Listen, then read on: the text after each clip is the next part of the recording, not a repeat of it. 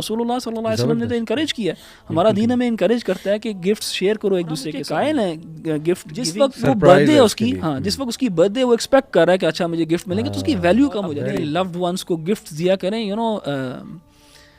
साल में 2 दफ़ा दे दें, आप 1 दफ़ा दे दें, 3 दफ़ा दे दें, सरप्राइज दें, सरप्राइज दें। इसका इफेक्ट ही जो है वो एक और लेवल का होगा कि मदर को दें, अपनी सिस्टर को लव एक्सप्रेस कर दें, वाइफ को कर दें। इसमें क्या को आपने इतना नहीं सेलिब्रेट करते देखा जितना हमारे मीडिया को और इन सब को सेलिब्रेट करते। आप यंगस्टर के साथ बैठे एंड यू टेल देम कि अरेंज मैरिज भी कोई चीज़ होती है और बगैर देखे लड़की से शादी हो जाए करती थी पुराने ज़माने में। हैं लोग जो एक रिलेशनशिप के अंदर होते हैं, हराम रिलेशनशिप के अंदर, प्री मैरिटल रिलेशनशिप सिस्टम कितना सिक्योर है, कितना खूबसूरत है और कितना प्रोटेक्ट करता है हर बंदा। नहीं बनी हमारी आपस में तो बस ठीक है, तुम अपने रास्ते जाओ, मैं अपने रास्ते जाऊँ, तो आपने क्या मजाक समझा हुआ है।